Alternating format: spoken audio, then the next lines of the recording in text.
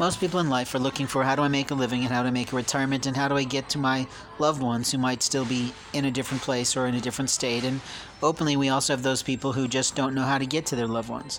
We try, we literally call, we leave messages, and for some reason they don't get through. We're pretty sure that when it comes to telecommunications tools, based on my journalistic approach of researching things and talking to engineers and in those type of realms, is that we have pocketed minutes. What that means is that our pocketed minutes might not all get through. What I also know is that engineers and technology also infiltrate all sorts of organizations. They literally can stop our messages from going through. They can pick up our messages. They can interfere with our getting our messages. And technologists and social engineering people can defy gravity in the way that they actually interfere with our rights to tell people who we care about how we feel about them. I have one particular person who has texted me something that doesn't seem reasonable, and so I'm trying to figure that out. I'm trying to figure out whether or not she really did something or she didn't do something, but I can't seem to raise her on the telephone. Now, either she's gotten a new telephone number, but when I call the number, I hear her voice and I hear her statement that it's really her phone, or it's someone else who's monkeyed around and taken her phone and left her message on it just for the heck of it, so that they can get her voicemails and other things. It's an out-of-state telephone number, so no one should lawfully be able to get on her telephone according to the law, that once it crosses state lines, it becomes federal law. And federal law protects our telecommunication tools. It says that no person in law enforcement or otherwise has the lawful right to get onto our phones, to interfere with our communications, to take away our rights to get help, and literally to take away our rights to get legal counsel or other types of help in our life that we so choose. Underneath international human rights law, we also have that promise that we have the rights to telecommunications tools, to computer technology, to internet infrastructures, and those are things that were sort of added as the technology in our communities and across the globe advanced.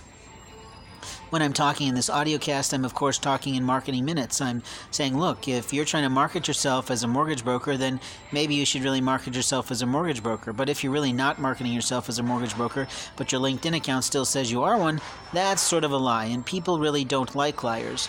They don't like people who say, hey, we're buds, we're good friends, we'll always remain friends, and then they don't do it.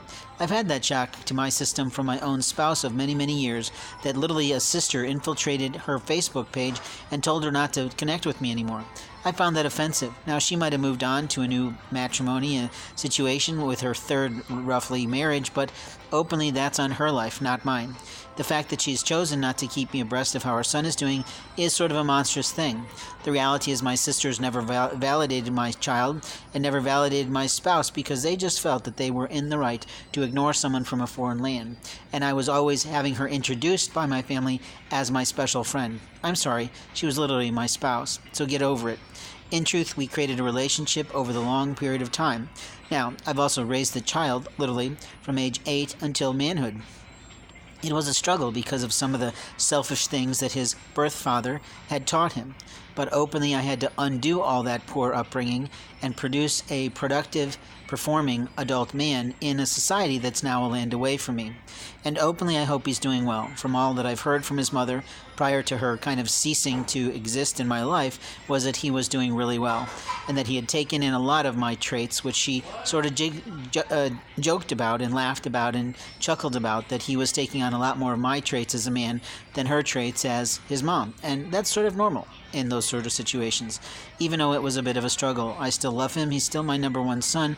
And if I'm lucky enough to produce another opportunity with someone that I love, then those children will become 2 and 3, or 3 and 4, or however many she may have, because at this late stage in the game, everybody's got kids. Now, I've often talked about how people often choose the wrong people in their life, and they continue to choose the wrong decisions, because if those decisions involve harming another person's life, then they are totally off God's path. I have a woman who I have literally reached out to with a marriage invitation, and I am literally still waiting for that answer 2 months later. Now, if she sent one to me and the technology people have removed my right to have that answer, that was pretty rude. If she's too immature to see me in person to provide me that response after 7 proposals, I think it's just too bad. The bottom line is that when I do reach out to her, all of a sudden I'm monstrously pulled over or pulled up against by a police officer. So I have to ask one of 2 questions. Is she literally calling the police to say, this man is asking me to marry him? Or are the police officers following her telephone, which comes from another state, to defy the logic of the world that says they have some right to know what we're talking about. Now, if I put that out there, what does it make me sound like? It might not make me sound really sound, but if in your life you were experiencing this sort of thing on a regular basis, how would it make you feel? How would it make you feel that someone else is actually listening to your intimate phone messages or literally infiltrating your text messages with people that you really love and care about? You don't want to think about it, but the truth is the technology companies are using federal law in a little bit of a way, but not in a complete way. You see, internet and cell phones are using phone lines. They're using airwaves.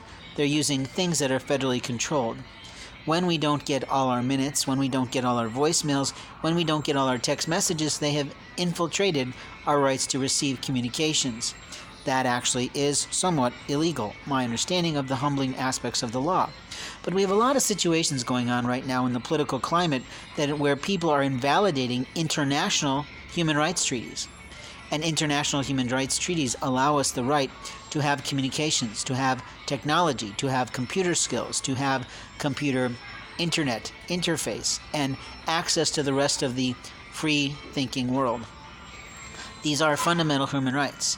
As a part of those international human rights, we also have the right to our own physicians, to decide what we're literally going to do and not do to our bodies, and yet we seem to have a president and a bunch of people in states around the land who have totally forgotten about the lawfulness of those treaties that says that we, as a people, individually and collectively, have rights, human rights.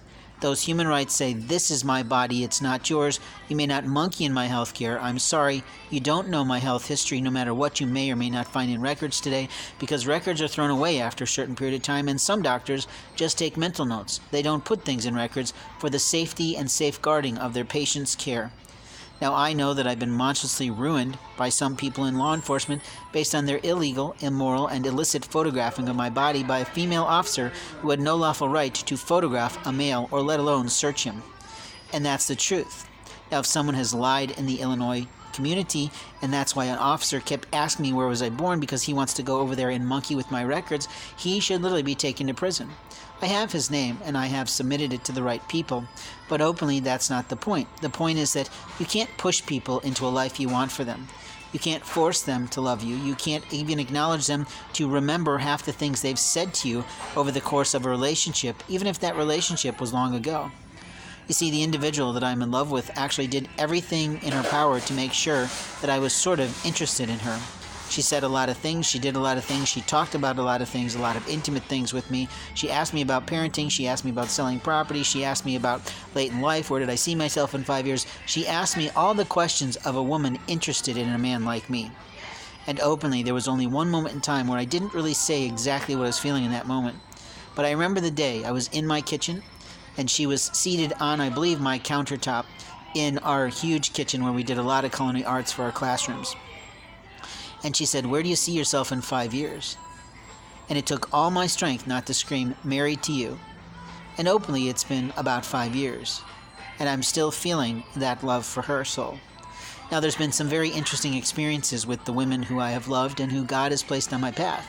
I know this for 100% fact because I have a utilization of a tool that means I don't need a GPS, like these people who run around with their technology on all the time.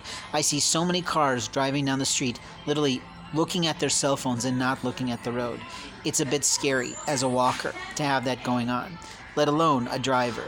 But what I'm really talking about here is the fact that people are not paying attention to their responsibilities in driving a vehicle that could actually create a problem for someone who's walking. What I'm also concerned about is when I'm telling this story, what will be taken into account.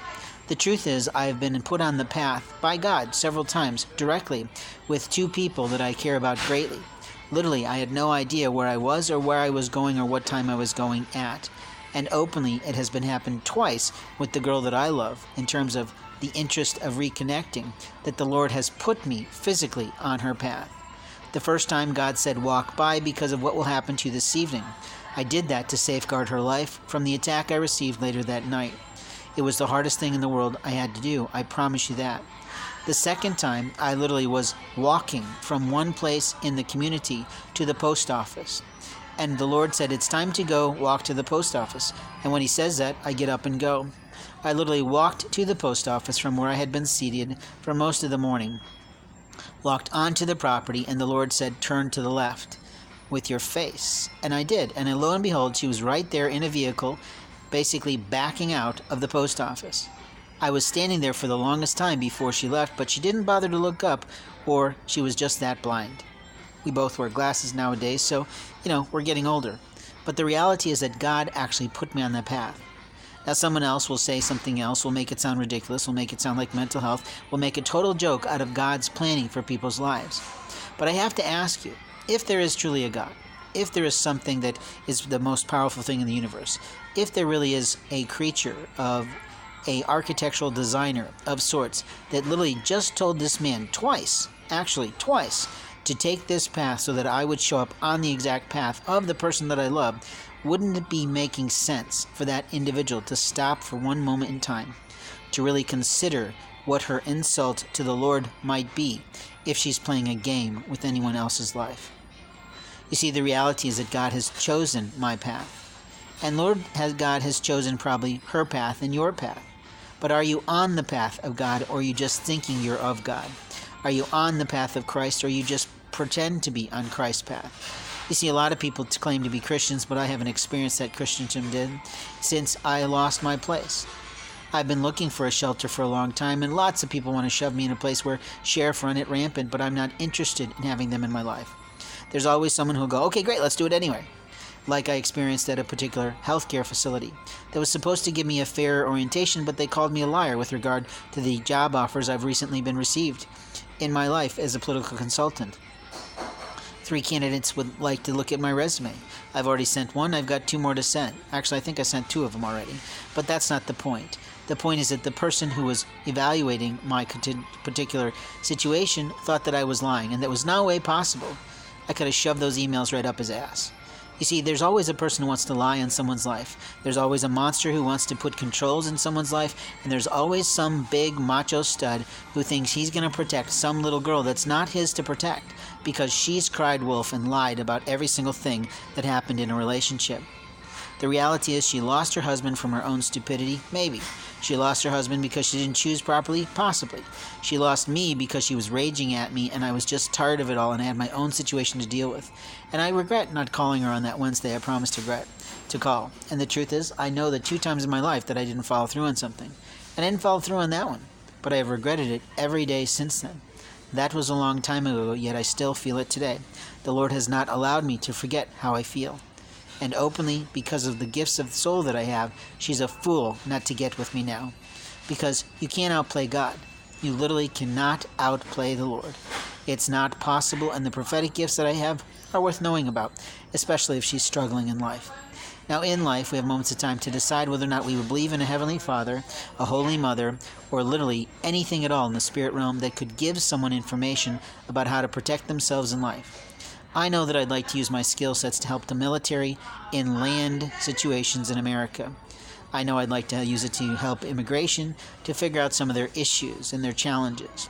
But at this present moment in time, I hate law enforcement so much, I'm not likely to help any of them, because if God says no, it means no. It's that straightforward. There are plenty of people in the world who know how to say no, but they don't ever go, "God, is this what I'm supposed to do? Is this literally how I'm supposed to behave? Is this how I'm supposed to handle the situation? Or have I totally failed you, Lord, in this moment of time?" Now, in moments of time, we can change the course of our lives. We can change the course of other people's lives. The only question is, are we trying to change the course of someone's life to a positive, loving, peaceful existence?